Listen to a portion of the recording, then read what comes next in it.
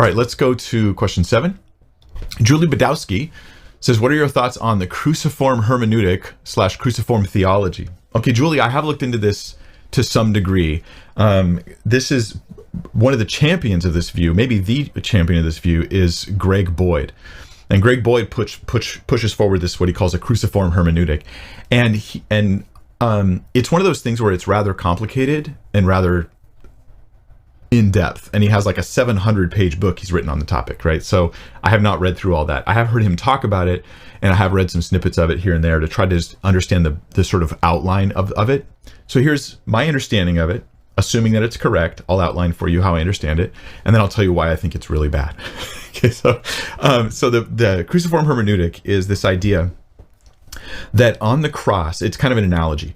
On the cross, Jesus does something, and what we're going to do is we're going to look to, especially the Old Testament, but even some of the New Testament. We're going to look at the Bible and say the Bible's kind of doing that too. Okay, so here's the thing Jesus does on the cross, and then it changes the way we interpret the Bible through the lens of the cross, which sounds very pious, but I don't think it is. So the Cruciform Hermeneutic says, hey, on the cross, Jesus was totally innocent. He didn't do anything wrong. He was there being crucified for the sins you committed and I committed, and it looked like he had done horrible, horrible things. But he didn't do that stuff. That was all you. That wasn't on him. He was dying and suffering for all the evils of humanity. So the summary would be this: Jesus looked really bad and looked guilty of certain things on the cross that he was never guilty of. Now, how do I apply that to my interpretation of the Old Testament and some of the New, but definitely the Old?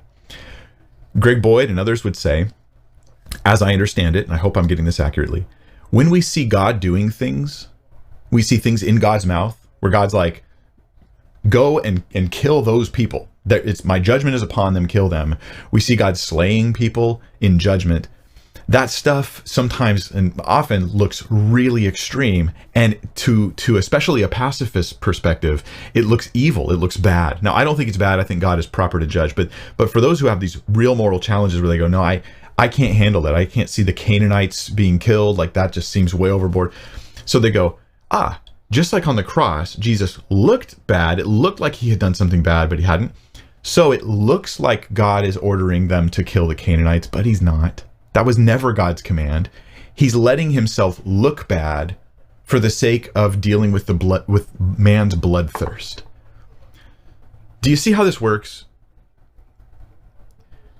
I can say I have this vision of Jesus in my mind, and then let the cross cast a shadow back over the Old Testament, and it will illumine to me which passages that it says God declares this, but then I can go, no, he didn't really declare that. That was just him letting himself look bad for the sake of the gospel and for the sake of redeeming man.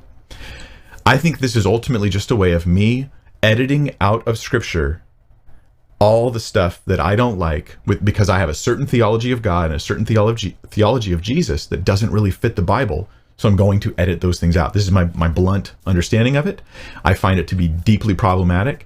In other ways, Greg Boyd has been a champion of Christianity and has been defending things like the resurrection of Christ and some really core things. So I'm not suggesting, oh, he's all bad or something like that. But this Cruciform Hermeneutic, it's attempting to defend Christianity, but the way it does it is by agreeing with the critics of the Bible that all this stuff you don't like, that is evil. And we're just going to edit it, look at it through the Cruciform Hermeneutic and say, yeah, God didn't really like that. He didn't approve of that. Even though the Bible seems to clearly teach it, definitely not the case. Even though just about everybody throughout church history would have thought that was just plainly, this is what God was doing. No, it wasn't. And so what ends up happening is the Cruciform Hermeneutic has two sides. On one side, it goes to the skeptic and unbeliever and says, hey, I want you to still embrace the Bible. It's not as bad as you thought. But on the other side, it agrees with the skeptic, the critic, and says, yeah, all those passages you think are bad, they are bad unless you have my solution of sort of inverting them so that even though it says God did this and that, God said this and that, God didn't really do that, God didn't really say that. So it actually reinforces their bias against the Scripture, in my opinion, and it's kind of an apologetic that backfires. There's my opinion about it, and I hope I've accurately understood it. There's always more nuance, but I think that the core of it is that.